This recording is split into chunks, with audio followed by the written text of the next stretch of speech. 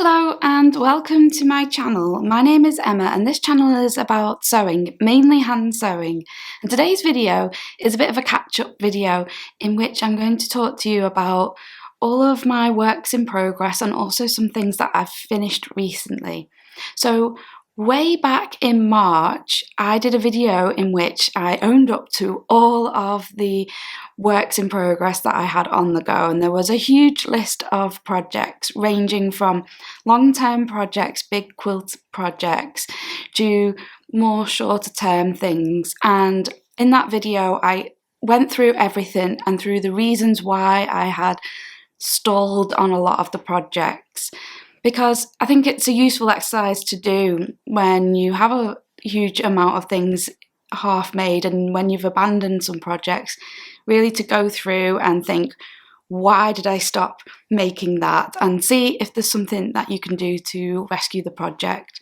So that's what that video was all about, and I'll leave a link to that down below, and then you can take a look and see what that was all about if you haven't seen that video already. And this video is a bit of a part 2 to that, because I'm going to update you on some of the things that were in that video, but then I also have some completely new projects that I've started and finished since then.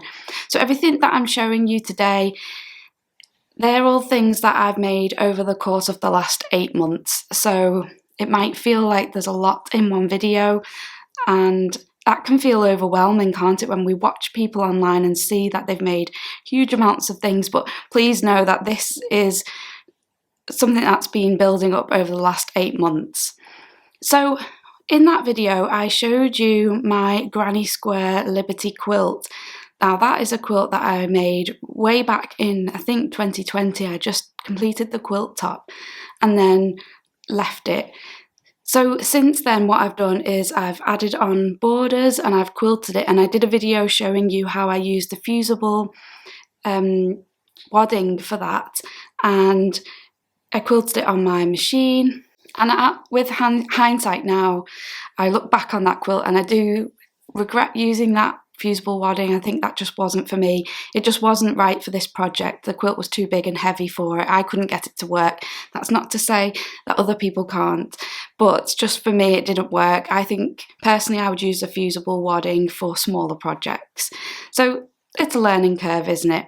But that quilt is now completed, and what I did was something a bit strange, a bit unusual that purists are not going to like. But once it was quilted, I saw I had a lot of excess fabric, of the backing fabric and the wadding. So it was about, I don't know, I think I had about 5 or 6 inches excess, and the backing fabric is lovely. And so I started to think, well, could I cut this off and make it into binding and use the same sort of binding, the same fabric for the binding as for the back, because it seemed like such a waste. And then in the end I thought, I think I can finish this with zero waste, with zero cutting anything off. So all I did was roll the backing over the wadding a few times and stitched it down on the front, so a bit like doing a facing method, but I didn't cut anything off. So there is some bulk in that binding, but actually it's quite nice and squishy, and I like it for this project. I wouldn't necessarily do this on other quilts, but it seemed right for this one, and I think it will make quite a hard wearing binding on this quilt. So not a method that's for everyone, and certainly not for every quilt that I will do. And I machine stitched it down as well, which is something I don't normally do, but I like it for this project. So, and I really like having not created any waste from that, because I know that if I'd have cut off the wadding and the backing, I would have thrown the wadding away, because there's not much I can do with small pieces like that. They were a bit higgledy-piggledy and they weren't perfectly straight, so I think it would have created waste that I probably wouldn't have used. As you know, I use all my scrap fabric and I keep all of that, but it was just really nice to not create anything from this and to use it all in the quilt.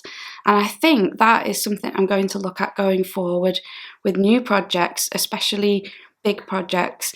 I'm conscious of waste like I say, I always keep the fabric, but inevitably you do get some waste with projects, and yeah, I'm interested in being more sustainable if I can. So that quilt is done and it's ticked off, and yeah, it's really nice to have one of those big projects finished. The other quilt, which was I put it on a long-term WIPs list, was the large hexagons, and I've shown you that in another video as well. That quilt is quilted and it is just waiting for the binding, so I am calling that one done because it is pretty much done. But I'm just going to do a scrappy binding for that. Just haven't gotten around to it, but it will be done, I think, before the year is out.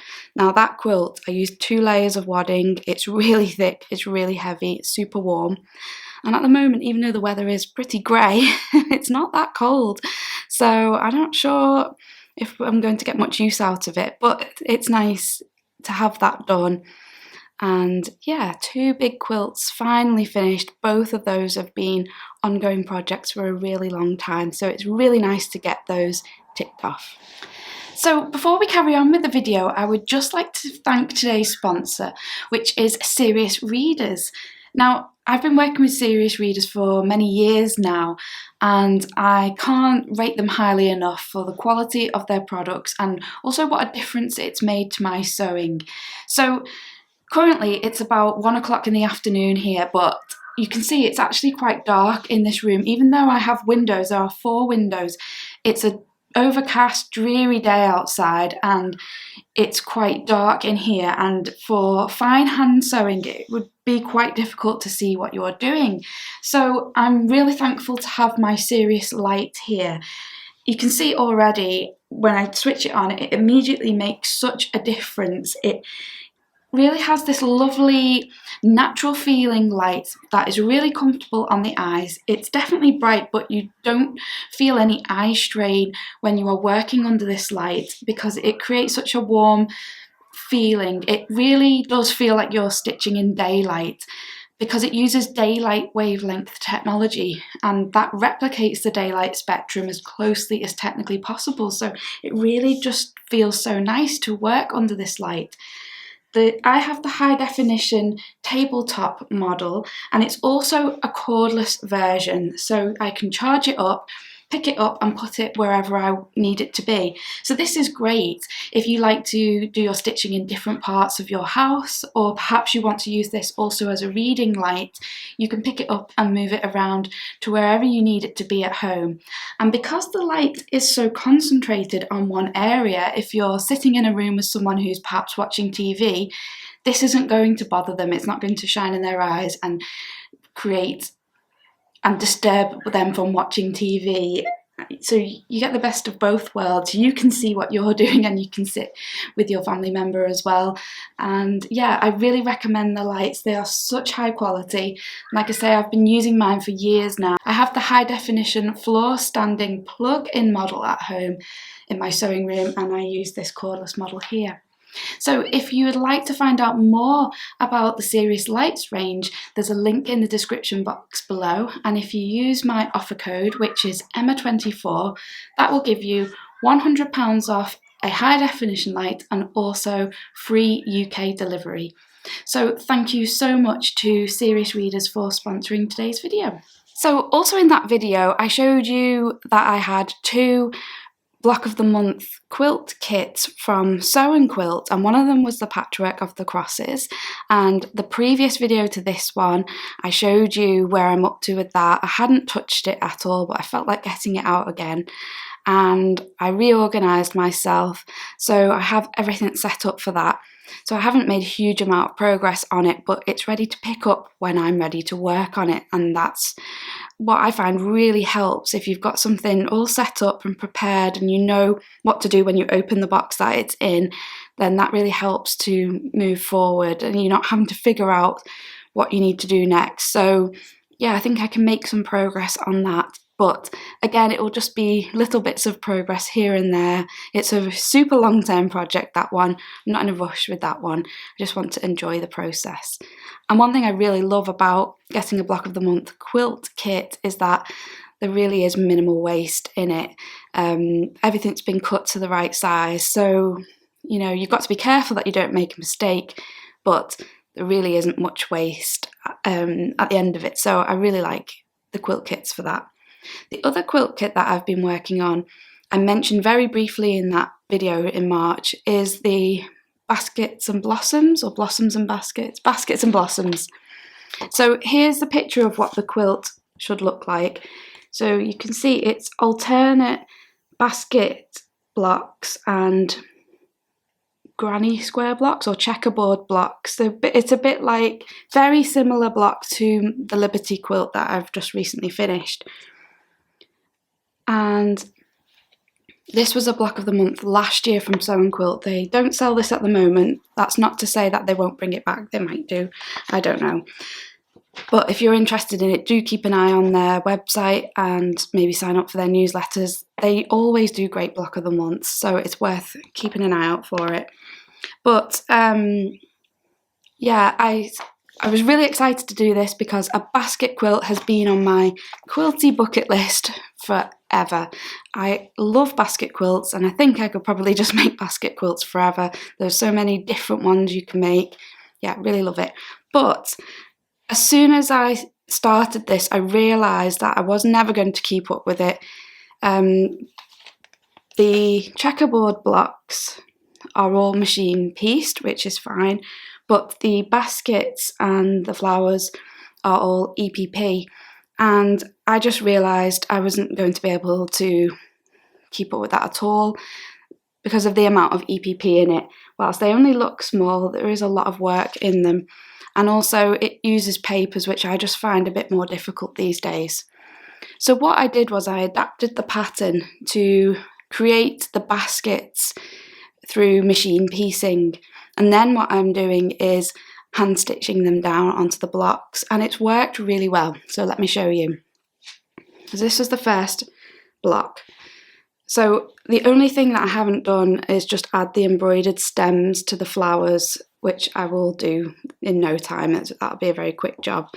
So instead of doing EPP for the basket squares and triangles, I worked out how much seam allowance I needed to add to the different shapes and how to stitch them together by machine, and I did that instead. And then I did sew it down using a blanket stitch on my machine, and I didn't like the look of it at all, so I unpicked it all. I just did this one that way. I unpicked it all, and then I've hand stitched it down using a plique stitch, and with the flowers I did them with regular EPP with papers, gave them a good press, removed the papers and stitched them down by hand. Now each basket has the handle made with rickrack, and I sewed that by machine. I think you can see there. It was really easy to do, and I've used a thread that matches the rickrack perfectly. So that made the process quicker, because sewing that down by hand would take a long time, and I think you don't really see the machine stitches on that, so I'm quite happy with the look of it. So that's one, and I've gone on to make quite a few more of these. So this is another one. Again, I haven't got the green stems on any of them yet, but the baskets are lovely. The whole thing uses a combination of Liberty and quilting cottons, which is just really nice. So here's my third one. Again, did exactly the same. Machine pieced the basket, hand stitched it all down, hand EPP, removed the papers, stitched them down, and then machine pieced the rickrack.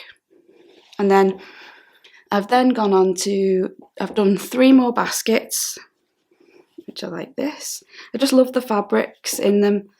So I've machine pieced them like this, and then I'll just very carefully turn the seam allowance under and press it before I applique it to the backing fabric.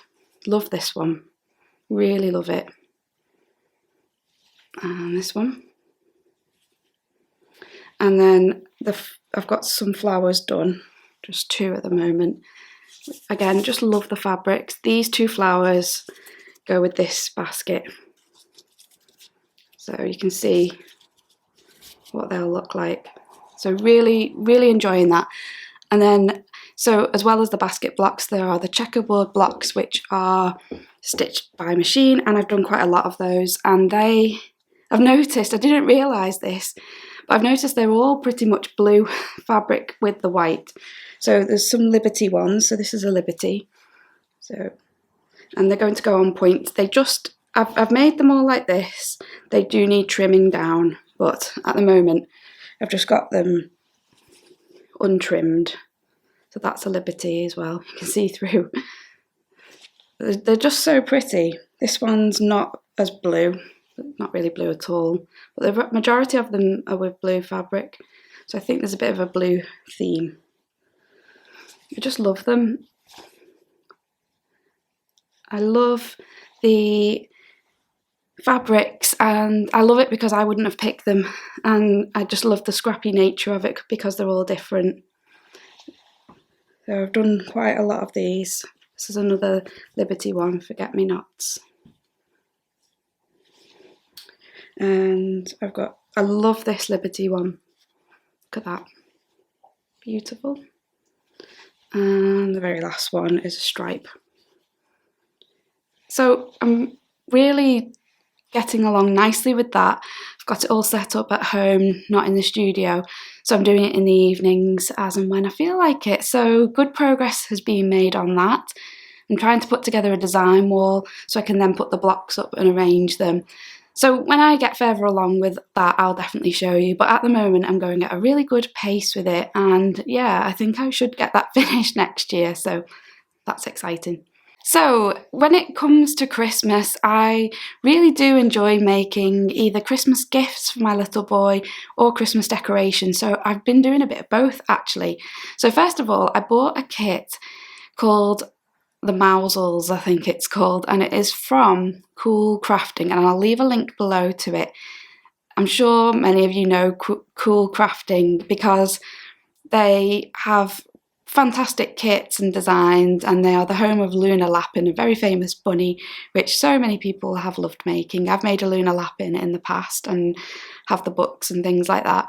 But I saw the little mouse family. They're a little Dickensian family of mice, and they are carol singers, and there's just something so appealing about making them and making all their little clothes. And the kit is lovely because you get all of the beautiful fabrics and a little packet of tiny buttons and trims and things. And yeah, I just find opening up packages like that with all the tiny details really inspiring. So I've made the first mouse in the Mousel collection. I made Mrs. Mousel, and here she is. So she's got no clothes at the moment, sorry. Sorry, Mrs. Mousel, but I'm making them for my little boy for Christmas. So hopefully I'll get them done for Christmas. He's already seen her and has already been playing with her. So if I don't get them finished, it won't be a disaster. But yeah, I think I've made her ears a little bit different to how they were in the pattern, but they look more stitched down like that on the pictures. But everything else, it went very smoothly. They're very easy to make. The instructions are good, and yeah, their arms move. They're jointed with a button, and the same for the legs. And she has this tail. So she was really fun to make, and I'm looking forward to making her clothing. She has a little crocheted shawl and a beautiful dress. And then I'm looking forward to making the Mr. Mousel, and then there are 2 children as well. So yeah, she has whiskers,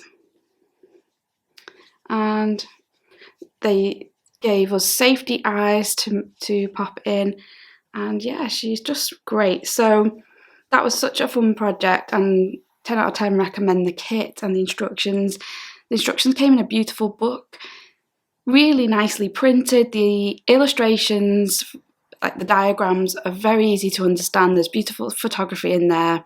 The kit's lovely. The quality of the materials is really nice. I can't speak highly enough about it. So it's brought me some joy, definitely, making that. And I've been on a bit of a mouse, I don't know, kick, if you like, because off the back of that, ended up buying this. So this is a second-hand book. It's out of print now. So some of you, I'm sure, will know Brambley Hedge. And I found this pattern book to make some of the characters from Brambley Hedge.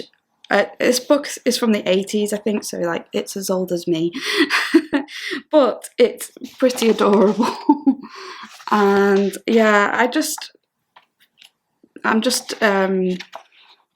interested in making miniature things, the clothing, the hats, the details on the back. Look at that image with the old sewing machine and the little mice. Yeah, I just thought that was sweet, just something for fun. My son, he loves all this sort of thing, so he'll get a lot of enjoyment out of them. I do have a dream one day to maybe make a doll's house, and wouldn't it be fun if it was Brambley Hedge themed? But if you're on Patreon, you'll know that I have come up with an idea for next year's block of the month, and it's inspired by things like Brambley Hedge and Beatrix Potter and things like that. So this kind of ties in with that. So yeah, I'm excited about that idea, and I will tell you all more when I've got something to show you about that. So probably in December, in preparation for it starting in January. So make sure you sign up for my newsletter. That's always a good place to hear, but I'll make a video about it, about the block of the month, and also about wrapping up this year's block of the month. I've obviously been making those every month, and I haven't got them here to show you right now. Well, you can see some of them hanging up in the background, but this video isn't going to focus on those, but I'll show you them in another video, and we'll talk all about that, because that's been a joy this year. It really has. So yeah, so that's really nice, and just something a bit different and a bit fun, isn't it? So as well as that, I've also designed and made a Christmas angel, and she is a tree topper, so you can just sit her on top of the tree. And she has a Liberty dress, of course. Here it is. And you can see it's like this. And then I put a layer of organza and lace over the top. She has a bow. She has her halo, an embroidered face, and then she has beaded wings. And this was really fun to make. And I'm going to make another one because my mum wants one for her tree. But I've also put together some kits as well, so they should be for sale now, and have a look on my website. I'll leave a link to that below. So if you wanted a kit with some instructions for making one, it's actually quite quick to make her. I made her in an afternoon because I did a bit of cheating, which you can absolutely do too. So whilst her dress looks like EPP and can absolutely be made using EPP method of hand sewing, I actually stitched it together by machine. So see if the camera can pick it up, but if you look very closely you can see that I've used this. It looks like a blanket stitch, but it goes both ways. You could do a zigzag, but I just thought that was a nice alternative stitch. I'm not sure if you can see there, but because I haven't used paper, because there's hexiform inside, you can do that and just sew the pieces together very easily by putting them up together and just doing a stitch like that on your machine. And then for the final one you have to sew that together because the circumference is quite small. It would be difficult to get that around the free arm of a machine, but it doesn't take very long. Then I have top stitched the bottom of the petals to keep everything in place. So the raw edges are like that underneath, but you don't see that when it's on the tree. She sits like that. And the beading was so much fun.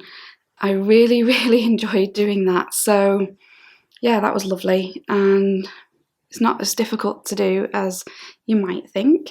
So yeah, some kits for that will hopefully be available now. If they're not available just yet, they'll be available very, very soon.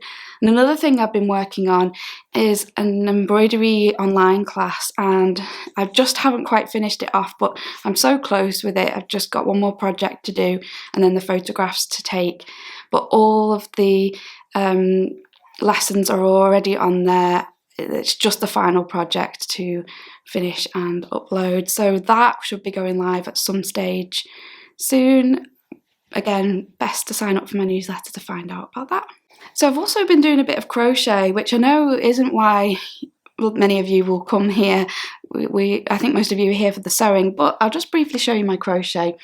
So when I went on holiday in August, I went to St Ives, and there's a lovely little craft shop there. It sells wool and also sells fabric and everything, and I just felt like starting something really simple and straightforward. So I bought 4 balls of Shepier's, I think is how you say it, looks like sheepies, wool. I can't remember the exact name of it, I haven't got the ball of wool with me, but it is a variegated wool, and I'll leave a link to this exact wool down below. So I'm saying wool, I think it's cotton and acrylic blend. I can't even remember the details, I'm rubbish at this, aren't I?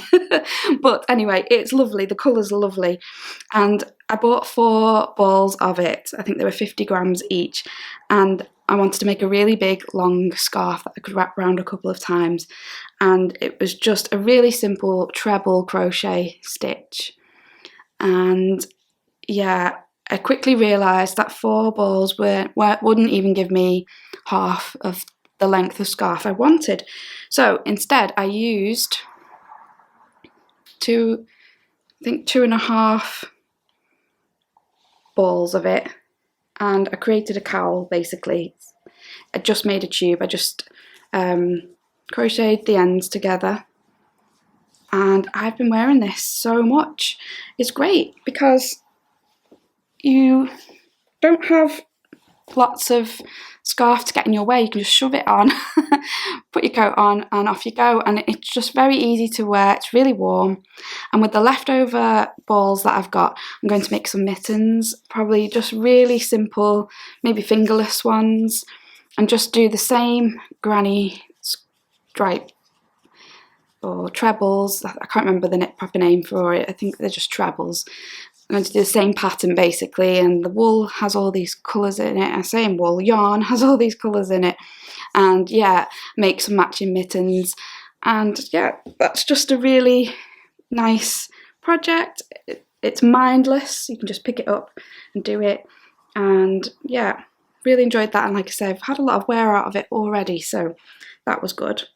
So my final crochet project that I've recently started is the flower press blanket, which is by Lucy at Attic24. It's a free pattern on her blog, and I'll leave a link to it below. And yeah, I saw her version of it and I just really fell in love with it. I love flower presses, and it really does look like a flower press. Yeah, I just really thought this is such a fun project. But I didn't want to use the colours that she used. I wanted to use more muted, vintagey colours. So I've made it a bit hard for myself. But let me show you the square I've done anyway. So they are big squares. This is more or less a finished square. It just needs a couple of rounds in this more neutral colour there to finish it off. But I'm going to do those when I'm joining them together. And every square in the flower press blanket uses the colours in a different order, and that's why I've made it a bit difficult for myself, because in her amazing pattern, which is free, she has done all of that for you. So if you use the same balls of wool that she does, she's worked out the colour repeats, and that must have taken her a long time. Of course, I've chosen different, so it's going to be a bit of a challenge for me.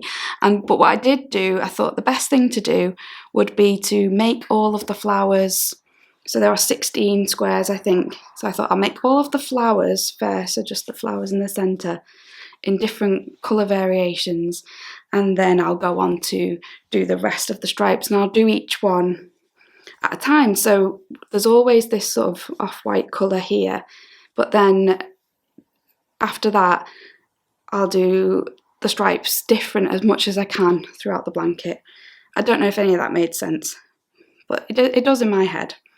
So I made all of the flowers and then I had some nieces and nephews over who saw all the flowers and they're, oh, can I have a flower, can I have a flower? My little boy wanted a few as well, so I've ended up with one flower left. So it's absolutely fine. I've got some middles and it just means I need to make the flowers again, which is a really enjoyable part of the whole thing, so I don't mind at all. I've just found that I had a few more flowers left, so I haven't got none. Yeah, there's that one. So the yarn that I'm using is Stylecraft, and it is the, let's see if I can get this one out.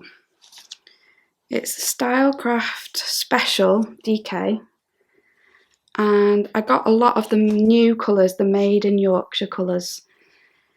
So that one's Heather, and I've got quite a few other ones. I just tried to go for the sort of vintagey, soft colours, blues and pinks. That's nice, isn't it? But then a pop of brightness with this. So I haven't worked on this for a week or so now, but it seems like it'll be one of those blankets that will come together quite quickly. So that's it, I think, for everything. Yeah, I feel like I've made some progress on some things, so all good. So thank you so much for stopping by and watching today. Really appreciate it, really appreciate your support. If you haven't subscribed, then do consider subscribing. It would be so lovely to have you follow along. There's such a nice community here, and I am really, really appreciative of each and every one of you for coming along and watching my videos, and yeah, it really means a lot. And an extra big thank you to those of you who are supporting me over on Patreon, where I share some extra things each month and all of these videos as well, but ad-free. So yeah, massive thank you to those of you on Patreon, and I'll see you really soon with the next video. Oh yes, the next video will be about the Knitting and Stitching Show in Harrogate. And if you are going to the Knitting and Stitching Show and you haven't bought a ticket yet, there's still time, and you can use a code to get £2.50 off your ticket. So I'll leave a link to that in the description box as well, just in case. Yeah, so I'll see you really soon with something else. Take care. Bye bye.